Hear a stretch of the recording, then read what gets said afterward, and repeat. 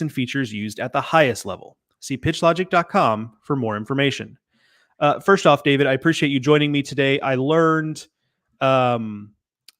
incidentally, that today is your birthday, so we appreciate you spending a little bit of time on this, your day of birth, with us to talk Ole Miss baseball. I appreciate you joining me. Yeah, I'm excited. I can't have conceived a better birthday gift than making my Highway to Hoover debut here, Joe. So I'm very excited. That's the nicest thing anyone's ever said to me, David. Let's jump into kind of the most recent result. Obviously, that's the series win against State. I alluded to it. I'll just clear the paint and let you run an ISO here. Was this truly the textbook definition of a series that you gotta have for Ole Miss? Yeah, definitely. I think for, more than one reason, right? I think for emotional reasons, right? This team just needed an emotional lift before you even get into the SEC standings, the record, the RPI. This is they were miserable. They looked miserable. So, they just needed a pickup, and they got one. I think that the way that the wins came really mattered too. You look at that Saturday night win. They erase a 4-run 8th inning deficit, come back twice in extra innings. That's a jolt. And then obviously they, have a really emphatic run rule win on Sunday. So for that reason alone, because you were starting to feel a little bit 2023 about this, where I think obviously that team had better pieces than to finish last in the SEC, but the negativity just kind of snowballed, and it got to a point where it wasn't salvageable. And you were starting to feel a little bit of that way about this team. So it was important for that reason. And then you look at the SEC standings, right? They're 5-10. That ain't pretty, but it's a whole lot better than 3-12. So it's just for pragmatic reasons alone. The RPI isn't super ugly if we want to start talking about that, and so huge for a lot of reasons. And like you said, they had to have it for sure. Yeah, Mark and I talked on our episode we did earlier this week about how that opened up the path for Ole Miss, the path to have the discussion of how this could go moving forward. Because you mentioned the RPI is in decent shape if you keep winning games, and 5-10. I mean, look, Tennessee was 5-10 last year, and we saw where they ended up. Right, obviously, not saying that's the end result here, but it does show that it can be done from that kind of position. Let's talk big picture though. Why are we here? Meaning in a position where Ole Miss absolutely had to have a series win in mid-April against Mississippi State. Yeah, I think it starts with the rotation. Things have not gone to plan. It looked, you look at their starting three, their weekend starting three, it's completely different than the one they started the season with. So that tells you something. But I think they thought they had some fixes kind of midway through the season. Those fixes didn't really work out in recent series. So it's kind of the same issue as what they had last year. Is they had some starting pitching injuries. And it hasn't been super easy to find elite replacements for them. I think that they hope that they found serviceable replacements for them, but it hasn't been easy. And then, you look at, a lot was made of the 4 kind of offensive transfers, position player transfers that they brought in. Really, they've gone, to this point, 2 for 4 on those guys. So, it hasn't been like this murderer's row in SEC play that maybe allows you to overcome some of those pitching deficiencies. So, and they've got a big hole behind the plate, especially defensively. That's cost them some games. So, they've got problems. But I think they have the pieces to maybe get over the hump if things break right. Yeah, you mentioned it starts with a rotation. That's kind of been something I've thought about, and it strikes me. And you weren't on the beat for all of this period of time, so I'll just kind of ask you to talk about it in the current the current moment. But, it strikes me that we're in a situation where, okay, JT Quinn's hurt. Like, let's take him out of the equation. But, Mhm. Grayson Saunier, they were looking to make a leap. But then you look back in previous years, and it's kind of a similar story with Jack Doherty and Derek Diamond, Mhm. and like Jackson Kimbrell. Like there does seem to be this line of pitchers that Ole Miss has had that come in as freshmen with some acclaim, and they show some things early, but there's never quite, doesn't feel like there's that next step. Now, we're not that far removed from Doug Nikhazy and Gunnar Hoagland being in this rotation, so it's not like we're Mhm. talking about 10 years spent in the desert. But if you want to pinpoint something as like this is a real problem that's holding the program back, it seems like that might be item number one there. Yeah, I would say so. You look at, again, just kind of looking at the last couple of years, right? I think they've been forced to ask more of these talented kids earlier than they would like, through situations that are out of their control, right? Um, you look at last year, obviously you lose Hunter Elliott for the season, maybe around the halfway point somewhere in there. Um, that matters, and then just underperformance from the guys they thought they could rely on. So, yeah, I mean, JT Quinn, you mentioned, obviously injured, but I don't think they were getting what they had hoped for. But before that injury from him, um, and then you touched on Grayson Saunier. Again, these are young guys, right? So there's obviously room to grow, and I think in an ideal world, maybe they're not plan A. But Ole Miss went into the season without Xavier Rivas, without Hunter Elliott, as we mentioned, and Plan A hasn't worked, and so they're scrambling. But I think they've really found something in Liam Doyle, who had transferred from Coastal Carolina. I really like him. It hasn't been great for him the last couple of times out, but I really like his stuff. Throws really hard from the left side, just really good. I think mental makeup, and then Riley Maddox has been really good for them as well. And the last couple of weekends, they've brought Mason Nichols in to pitch on Sunday, and he's been great. So maybe they've found something. We'll see. But again, even if they have, right, now you're taking resources from your bullpen, and it's the last season was the same. It's just kind of started this chain reaction that's really difficult to stop. So you're right. The absence of elite SEC arms, I think, has been a serious problem. Let's look at last weekend and kind of extrapolate out. What from the series win to you feels like kind of an aha, like this feels maybe a little sustainable? Mhm. This feels like a hint at maybe some things to come. Because I look at it as an outsider, someone who watches plenty of Ole Miss baseball, but not nearly as much as you do for your job. Mason Nichols at least being a serviceable guy, a Yeah. guy who's pitched in Omaha, a guy who Team USA experience, like that strikes me as like there might be some limitations on what he is as a starter. However, like he's not a guy who's going to use a metaphor that I hear scouts use all the time. He's not going to go out there and set the stadium on fire, like as a negative experience. So that stands out to me. But you tell me, like, what feels sustainable from the series win that actually might continue this run moving forward? No, I think you nailed it. It again, for Ole Miss to have 3 weekend starters who you can depend on to be okay is a huge win. And so, yeah, I think you're going to keep seeing Mason Nichols on Sunday. And look, even in the SEC, there's not every program does not have a guy who you can throw out on Sunday and say, "Hey, go give me 6 and give up 3." So it's if Mason Nichols can keep doing that, that's a huge asset. But then I guess offensively, Jackson Ross maybe hasn't been awesome in SEC play. I thought he had a really good weekend.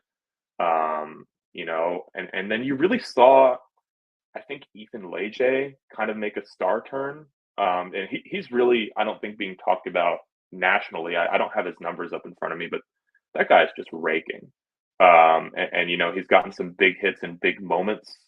And really, Ole Miss hasn't had. They've had good offensive players this year. They haven't had like stud all SEC contributions. And I think, maybe if they can start getting that from a guy like Lege, who's, I think he's hitting over 370. He's got 11 homers. Is getting better in SEC play, which you don't always see, and has been a problem for this lineup the last couple of years. That's something you can extrapolate. To hit 3 homers in a series, 4 extra base hits, have big hits and big moments against Mississippi State, like that's something you can carry forward, I think. Yeah, you mentioned. I'm glad you brought up Ethan Lege because I had it on my list to ask you about. Just quickly to clean it up, since I do have the stats here in front of us right now. Beautiful. Overall batting look, I'm a pro, David. I don't know what you want me to tell you. Batting 354 with a 453 on base, 693 slug. So that's 1100 plus OPS there. 10 doubles, 11 home runs in SEC play. Still batting over 300 in SEC play with 5 home runs. And obviously that when you consider the quality of pitching, you will certainly take that. What do you think's been behind his jump this year? Because last year it just felt like it never really came for him. And I kind of like, I'm not afraid to say this. Like I thought at the end of last year, like, that seems like a miss. Like maybe he's not on this team in 2024. Like, maybe he's just not a guy, but here he is, like leading the offense, and he's not Kemp Alderman, but he's obviously done a really nice job. So what's been behind his development that's allowed him to be this good? There's actually an interesting offseason story with him. He had kind of said, Mike Bianco had kind of said, hey, like, we're bringing in Andrew Fisher at third base, which is where Lege had played last year. Like, we don't necessarily know exactly what your role is going to be. And he came back anyway because he wanted to win. So, he's moved to left field, and I think that's helped him. I think something that really hurt him last year was he made a bunch of defensive mistakes at third base really early. And baseball is a confidence game. That starts happening to you, it has the potential to bleed into other areas, and it has the potential to, I think, cause a long-standing confidence problem. And there is no lack of confidence for Ethan Lege this year. I mean, it's just he's been great. So I think the position change has helped. Obviously another year in the SEC is only beneficial. And he just looks like he's having fun. So I think really just kind of a nice concoction of take a breath. We know that you're a good player. Here's a position where you're comfortable, has led to the results that you're seeing. Much like Bo Nix, he's relaxed out there. He's having fun. That's an internet joke for all you people who are very online in the SEC. Bo Nix is having fun. But no, I mean, jokes aside, like, yeah, that is a good story because again, that's not always the way that goes. Player hears, I'm not going to get to play my position because players get provincial understandably about I'm a third baseman or I'm a shortstop, or whatever it is. And so to not say, I'm just going to go find some place that'll let me play third base. Like that would have been really easy to do. And look, he's an SEC player. Yep. He could have played at any number of quality, Sunbelt teams, right? And been a dude on those teams, so to stick it out, play a new position, like that's the type of stuff college coaches always talk about, of like those players are the types of players that are hard to find. The guys who are willing to make that kind of sacrifice and really put in the work. So let's set the defensive part aside of this. We will talk about the catching position defensively here in a minute. So Ole Miss fans who are listening, trigger warning for we're going to talk about the catching position here soon. But a good weekend for Campbell Smithwick. Like, am I being overly optimistic to say that like maybe we're starting to see something from him, that maybe things are starting to click at least on the offensive end? Well, he was playing right field, Joe, and I think that had something to do with it. Again, like, and I think this is probably more. I guess there's more weight to this with the catcher position than maybe other, like, hey, worry about the offense, and that's a huge weight when you're talking about a catcher. So, yeah, I mean, he took some good swings. Ole Miss loves that bat, like loves that bat. So Um, if they can keep throwing him out there in right field and he can keep swinging it, obviously that's a huge asset for them because that's been Trayson Hughes' spot, a transfer they got from Mercer. He hasn't really lit it up. That's kind of been a lineup hole for them. So, hey, if you can chuck a guy who can really hit the baseball into a position where you're not getting a ton of production, then that's obviously a huge help. Yeah, Virginia a few years ago had a catcher who they really liked offensively, who was better off in right field at least to start, and his name was Kyle Teal, and that worked out pretty well. So there is, it is a thing that teams will do, especially because catchers are typically inclined to have pretty strong arms, so you can kind of stash them out there. And let's talk about the catchers now. Where are we with the catching position? Like, what is the state of play as we sit here on April 16th, 2024? Yeah, so Ole Miss has tried three different catchers. The first being Smithwick, Eli Birch, and now Trenton Lyons. This is all of their first year at Ole Miss. Birch had a junior college year, I believe, and Lyons and Smithwick are freshmen. So three young guys behind the plate who are they're really having a hard time, Joe. Like, just balls coming off gloves that are, should be caught, just basic pitches in the dirt that you would expect a Division I catcher to block, and it's not happening. You saw, I think, Mississippi State be really aggressive on the base paths. Kentucky in particular, and this is kind of their thing, but Kentucky just terrorized them. So it's a problem, and it's weird for it to be a problem with a Mike Bianco team because Mike Bianco, obviously, catcher himself, always has great catchers. They don't have a veteran, and they're just, I think, kind of throwing some stuff at the wall and trying to find something that's working, and nothing has. It's been tough for those guys. Yeah, that's got to be. You mentioned there a little bit, but that's got to be the single most frustrating thing that could happen for Mike Bianco, right? To not be solid defensively. I mean, for so many reasons, right? One is his history, his personal history, but also the history of that position at Ole Miss, right? Yep. You're coming off of Hayden Dunhurst, and I could sit here and go through the lineage, but so yeah, that has to be one in particular that has Coach Bianco gritting his teeth in the dugout. Definitely.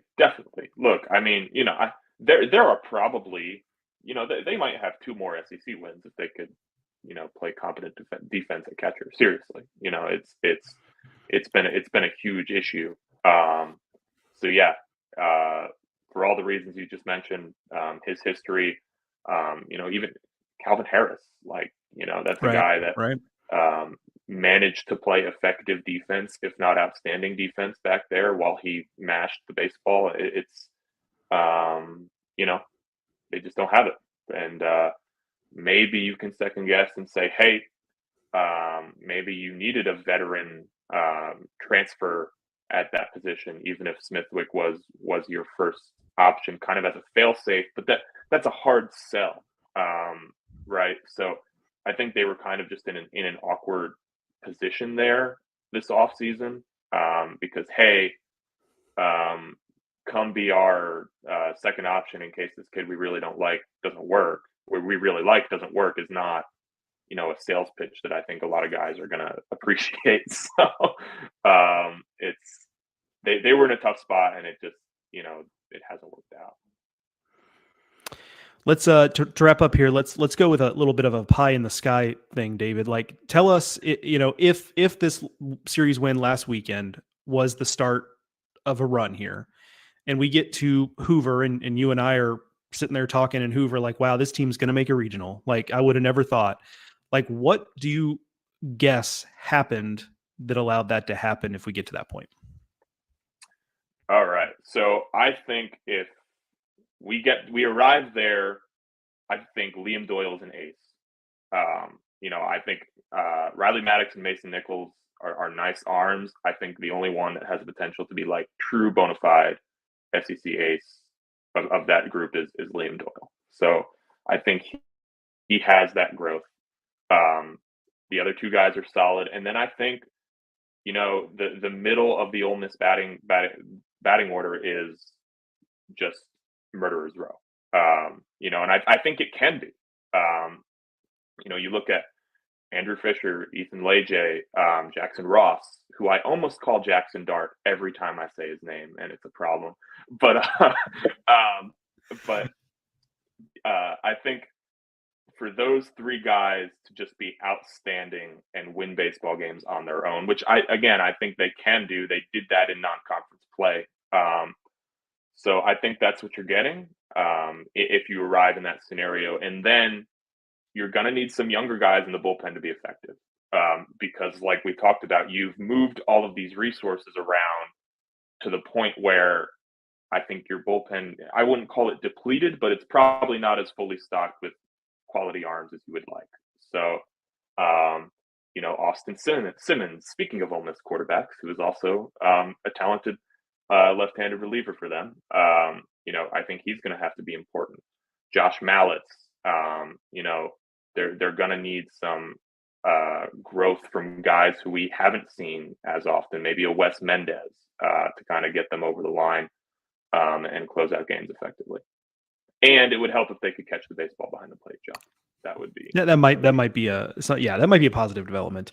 And look, most of that doesn't sound crazy, right? I mean, that's not some of that stuff is like, okay, will Liam Doyle be a top third of the SEC ace? Like, but like most of that stuff doesn't sound ludicrous, right? And I think it just goes to show like there's talent here. The path is there. It's just a matter of getting it done. And that's, of course, the hard part, right? Is the actual getting it done. But if you're an Ole Miss fan, I think, though, like I'm not going to guarantee anything, but like there is a path here that I don't think we necessarily saw just a couple of weeks ago. So things have taken a turn for the better. And it's just a matter of if last weekend was a one-off or the start of something else. And we won't know until they take the field again this weekend. So.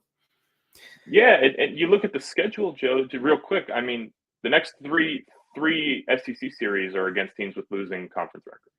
So, and then, obviously Texas A&M is a huge obstacle, but you got LSU who's struggling. So I think 4 out of their 5 remaining series are manageable. So we'll see. You never know. Yeah, that's right. Yeah, this time of year, if you're an SEC team really going through it, like, hope and light at the end of the tunnel is the only thing you're really looking for if you're going through it. And Ole Miss has it now. And that's, I think, that the big picture benefit of what we saw last weekend. David, I appreciate you joining us today. That's, again, David Eckert of the Clarion Ledger. I'll let you get back to whatever birthday plans you have, David, that does not involve, because Ole Miss is on the road, he will not be spending his birthday at Swayze. So you will have to, all of you listening will have to wish David happy birthday belatedly somewhere else down the line. But David, again, thank you for joining us. Yeah, many thanks. We're going to spend it obsessing over the football transfer portal because Lane Kiffin exists. So that's right. That's right. Come to the SIP, as they say. Yeah. All right. Thanks, Joe. Yeah, no problem. I realized I said thank you for joining us as if there's someone behind me. I don't know why I did that. That's a weird little verbal thing. But anyway, that is going to do it for this edition of Highway to Hoover, a production of SEC Extra at d1baseball.com. Thank you to Pitch Logic for sponsoring this and every episode of Highway to Hoover. Thank you to David for joining us, and thank you, the listener, for listening.